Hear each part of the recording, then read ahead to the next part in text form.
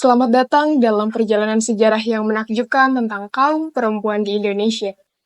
Di balik tirai sejarah yang gelap, di balik gemerlapnya kota, dan suksesnya para puan ini, terdapat kisah luar biasa yang menginspirasi. Mereka adalah pionir yang membuka jalan bagi kesetaraan, pejuang yang tidak kenal lelah, serta simbol dan harapan bagi generasi berikutnya.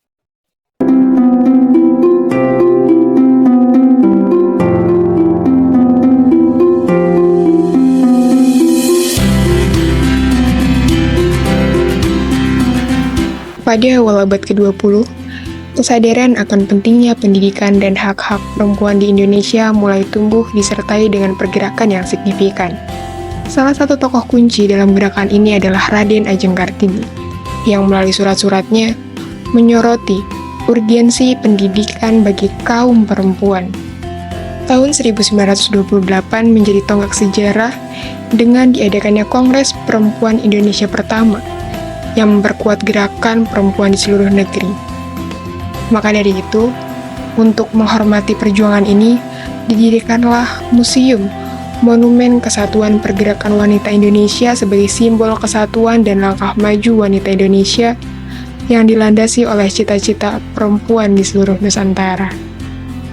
Museumnya itu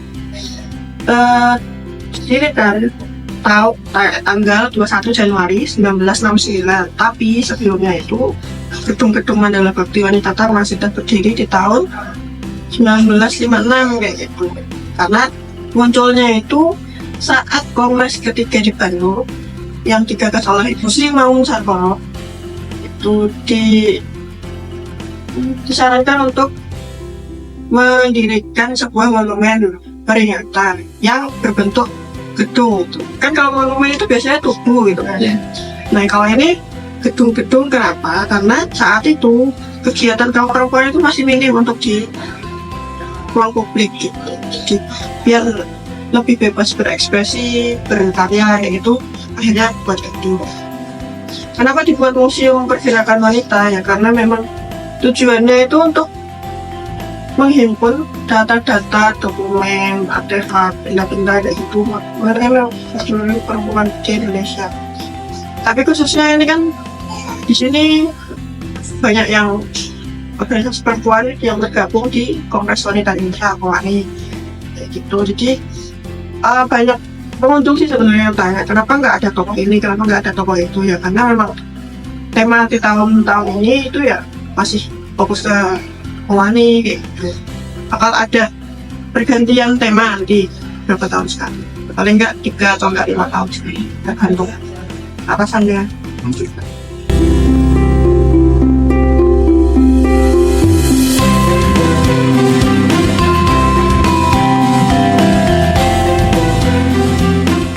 Kenapa hadir Museum Pergerakan Wanita? Dulu namanya Museum Perjuangan Wanita. Terus ya itu karena bagusnya dulu itu ibu-ibu udah mikir kalau setiap apapun yang dilakukan itu penting bagi masa depan. Ya udah, jadi ada benda-benda atau artefak kayak bendera gitu ya, itu sebuah informasi yang penting. Dulu tuh ada organisasi ini masih aktif apa enggak sampai saat ini kayak gitu. Itu kan bisa diceritakan gitu. Terus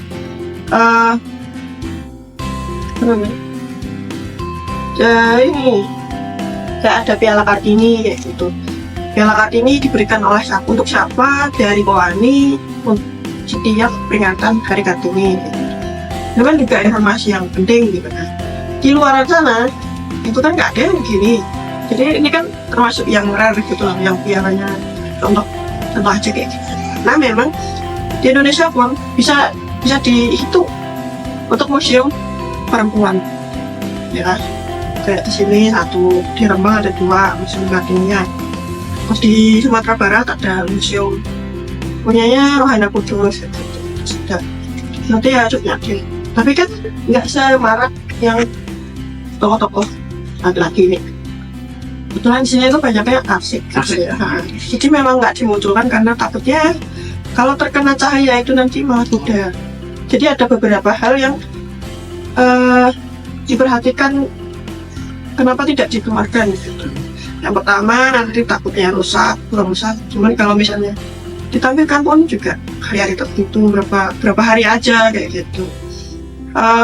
Ya itu tadi karena kebanyakan arsip, buku dan lain sebagainya, beda itu. Sebenarnya masih banyak ya, apalagi seragam organisasi perempuan, termasuk yang Laskar Putri Indonesia, jadi yang dari Solo itu, kami punya seragamnya. Bisa dilihat nanti di situ, ada yang hijau, ada yang hitam, ya. Cuman nggak di display ya, karena memang estetiknya nanti berubah. Terlalu kepenuhan juga kurang yang bagus, sepi juga nggak enak dilihat, jadi harus pas dulu.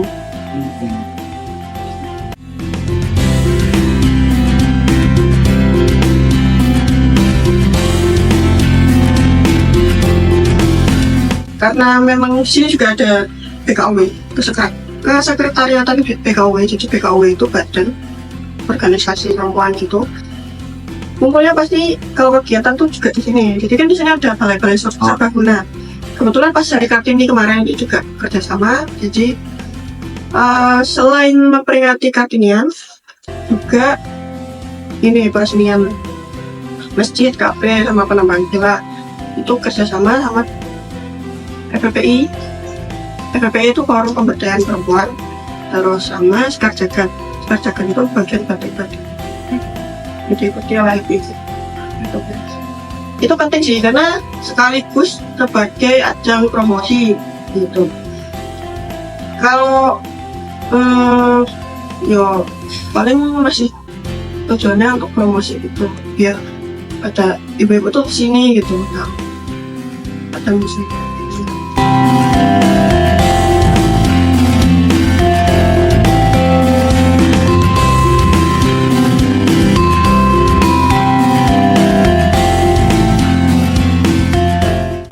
Tantangan besar itu ya karena aku sendiri ya, jadi kadang kalau misalnya ada event yang cukup gede, kadang agak keteteran ya gitu. Terus ya promosi juga, karena memang di sini harus banyak promosi sebenarnya. Cuma kalau misalnya sini ditinggal, kalau misalnya kalian oke lah udah reservasi, kalau yang belum datang ke sini zoom, nggak ada yang jaga kayak gitu. Takutnya gitu sih, jadi ya itu berat juga. Karena juga kita masih yayasan, jadi jumlah terbatas, ujung-ujungnya promosi kencang di medsos. Cuman kalau dinas itu kan kadang juga bikin program namanya travel dialog, jadi biasanya itu keluar kota, terus diundang kepala sekolah, terus travel agen kayak gitu. Sebenarnya lumayan sih untuk feedbacknya. Jadi masih ikut juga kayak pameran bersama, itu kan juga termasuknya promosi dari pemerintah gitu. Juli juga insya Allah ada pameran bersama di Jogja.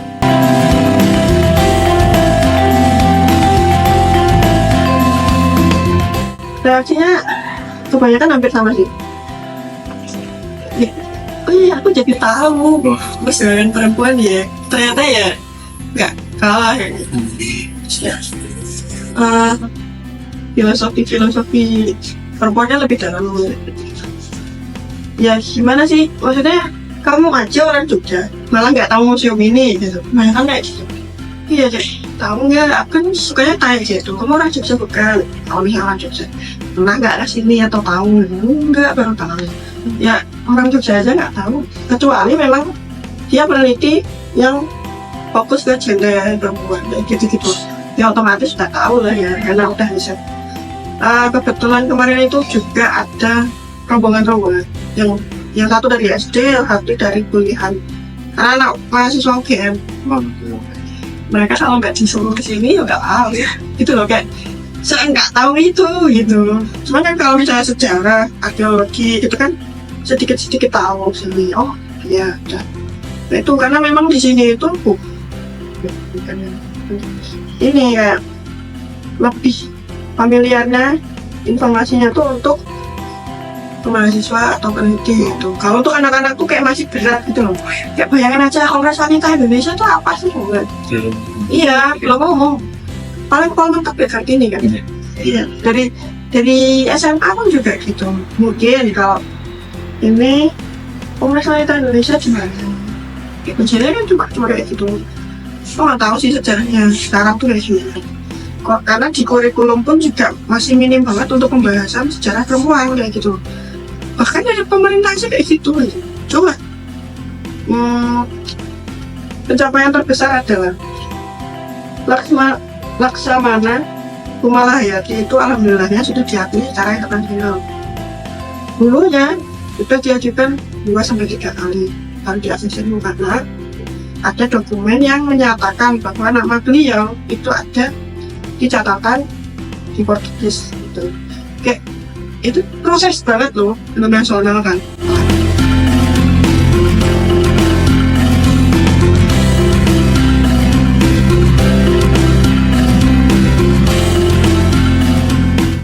Saran dari saya ya semoga lebih membuka diri kepada sejarah mengenai tokoh-tokoh perempuan kayak itu.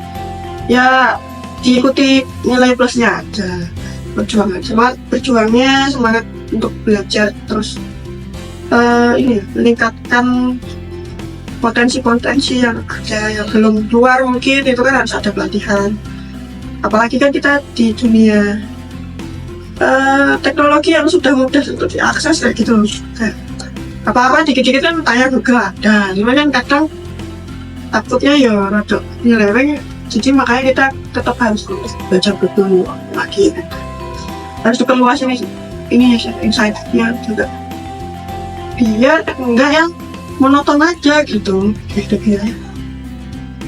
Kan dulu memang pendidikan buat perempuan itu masih susah, jadi ya semangat untuk berpendidikan tinggi. Terus ya sebenarnya mau jadi ibu rumah tangga pun ya nggak apa-apa bagi generasi muda, apalagi buat anak-anak Gen-Z gitu kan, nggak masalah, nggak ada yang masalah karena ibu rumah tangga pun juga penting gitu untuk agen pendidikan pertama bagi anak-anaknya gitu. Museum Monumen Kesatuan Pergerakan Wanita Indonesia berdiri sebagai simbol dari perjuangan dan kesatuan langkah wanita Indonesia yang dilandasi oleh semangat dan cita-cita dari Kongres Perempuan Indonesia pertama tahun 1928 di Yogyakarta. Melalui upaya ini, kita mengenang dan menghormati kontribusi luar biasa dari para pelopor seperti Raden Ajeng Kartini, serta meneguhkan komitmen kita untuk terus melanjutkan perjuangan demi kesetaraan dan pendidikan bagi kaum perempuan di Indonesia.